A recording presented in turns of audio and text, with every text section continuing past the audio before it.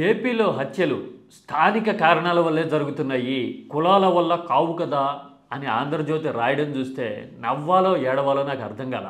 అసలు ఆంధ్రప్రదేశ్ గురించి, అక్కడ ఉన్న జనాభా గురించి, మరీ ముఖ్యంగా యువత గురించి ఈ వ్యవస్థలన్నీ అంటే అధికారంలో ఉన్న పార్టీలు కానీ, ప్రభుత్వం కానీ, మీడియా కానీ అసలు ఏమనుకుంటున్నాయి అనేది ఇప్పుడు చర్చించాల్సిన టైము అని అనిపించింది ఆ వాక్యం చూసిన తర్వాత. అంతే కదా, హత్యలు జరుగుతున్నాయి అని నేరుగా చెప్తూ ఉంటే వ్యవస్థ ఎంత విఫలమైనట్టు, యువతలో ఎంత అన్రెస్ట్ ఉన్నట్టు. ఇది కదా అసలు పాయింట్.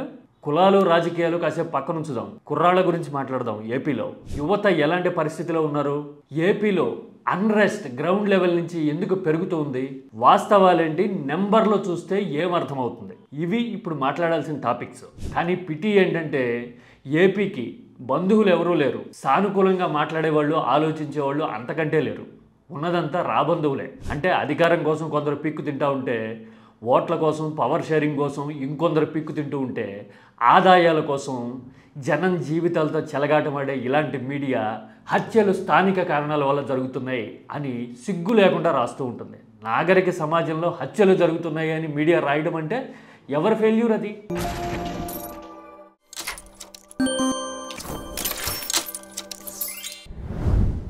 ఏపీలో యువతలో అసంతృప్తి పెరుగుతున్న మాట గత 10 ఏళ్లుగా వినిపిస్తూ ఉంది, కళ్ళ ముందు కనిపిస్తూ ఉంది. జాతీయ స్థాయి లెక్కల ప్రకారం 2024-25 నాటికి యూత్లో 25% వరకు నిరుద్యోగం ఉంది. ఇది one of the highest in the country.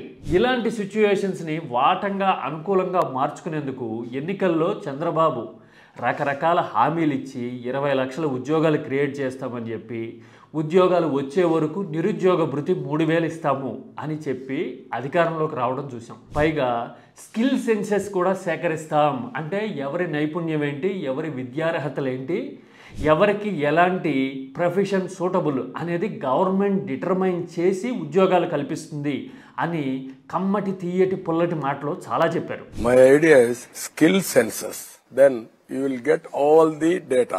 మరి ఉద్యోగాల కల్పన ఎంతవరకు వచ్చింది ఈ 16 నెలల్లో? మినిమం అడుగన్న పడిందా? నిరుద్యోగ భృతి సంగతి లేనే లేదు. సూపర్ 6లో అదొకటి. సూపర్ 6 హామీలు ఆల్రెడీ అమలు చేసేసామన్నారు కాబట్టి నిరుద్యోగ భృతి ఇవ్వరన్నమాట. అంటే ఉద్యోగం ఇవ్వక, నిరుద్యోగ భృతి రాక యువత పరిస్థితి ఏంటి? పైగా స్కిల్ సెన్సెస్ ఊసేలేదు.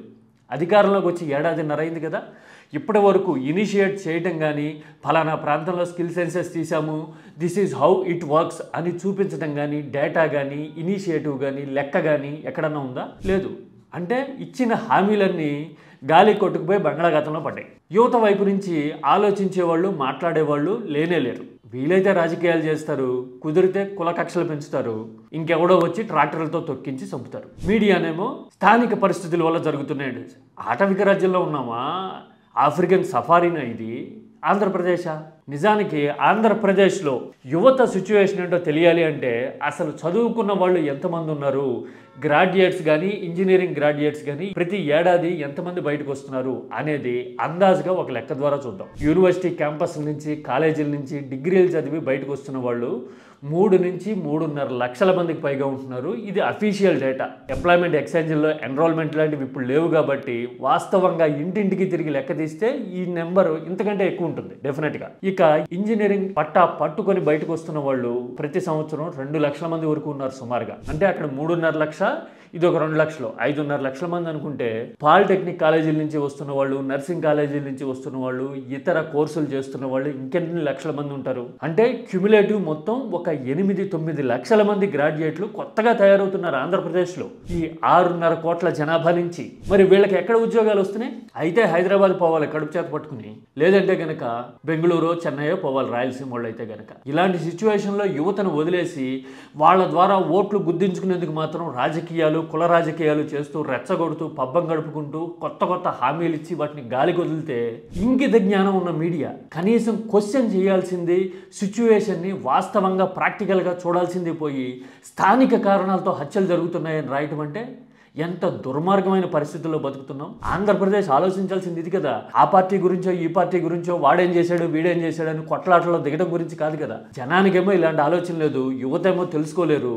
కులం కనబడితే చాలు జెండా పట్టుకుని ఊరేగుతున్నారు. పోతున్న ప్రాణాలు వాళ్ళవే, ఎటు కాకుండా పోతున్నది వాళ్ళ కుటుంబాలే. మీడియా మాత్రం చాలా వాటంగా టాక్టికల్గా ఒకటి ఇంజెక్ట్ చేస్తూ ఉంది. ఎవరన్నా ఏమన్నా అడిగితే గనక అప్పుడు ఏం చేశారు, 2024కు ముందు ఏం జరిగింది లాంటి ఆర్గ్యుమెంట్లు తీసుకొచ్చి వాస్తవాన్ని డివియేట్ చేస్తూ ఉన్నారు. దయచేసి ఆలోచన ఉన్నవాళ్ళు కానీ, కన్సర్న్ ఉన్నవాళ్ళు కానీ, తెలివి ఉన్నవాళ్ళు కానీ అర్థం చేసుకోవాల్సింది, నువ్వు గత రెజీమ్ వద్దనుకునే కదా వీళ్ళని తీసుకొచ్చింది. మరి వీడు పని చేయకుండా గత రెజీమ్ మీద ఆరోపణలు చేస్తే ఇంకా లాభమే ఉంది? శీతాకాలం మామిడి పళ్ళు రావట్లేదు ఏంటని అడుగుతారా? వీళ్ళు చెప్తున్న వాదన అలాగే ఉంది కదా. గత ప్రభుత్వం ఏం చేసిందంటే, అరే వాడు చేయలేదని చెప్పి ప్రచారం చేసి నువ్వు వచ్చావు కదా. నువ్వు వచ్చి హత్యలు స్థానిక కారణాల వల్ల జరుగుతున్నాయని పబ్లిసిటీ చేపిస్తావా? ఇది ఎంత దుర్మార్గమైన సిచ్యువేషన్ అండి. ఆంధ్రప్రదేశ్లో ఎంత అనాలోచితమైన దౌర్భాగ్యకరమైన సిచ్యువేషన్స్ ప్రివైల్ అవుతున్నాయి అని చెప్పడానికి ఈ రాత ఒక లేటెస్ట్ ఎగ్జాంపుల్. యువత గనక ఆలోచించుకోకపోతే భవిష్యత్తు ముఖ్యం, జీవితాలు ముఖ్యం, రాబోయే 40-50 ఏళ్ళు మనం రిలవెంట్గా ఉంటాం అని తెలుసుకోకపోతే వాళ్ళ జీవితాలతో వీళ్ళు చెడుగుడు ఆడేస్తారు, బతుకుల్ని కిళ్ళిలాగా నవలేస్తారు అనే విషయాన్ని రియలైజ్ కండి. దయచేసి ముందు మీ బతుకు మీరు బతకటము, మీ కుటుంబాన్ని బతికించడం ముఖ్యమని కుర్రగారు తెలుసుకోవడం ఇప్పుడు ఏపీకి తక్షణ అవసరం. Please mind it.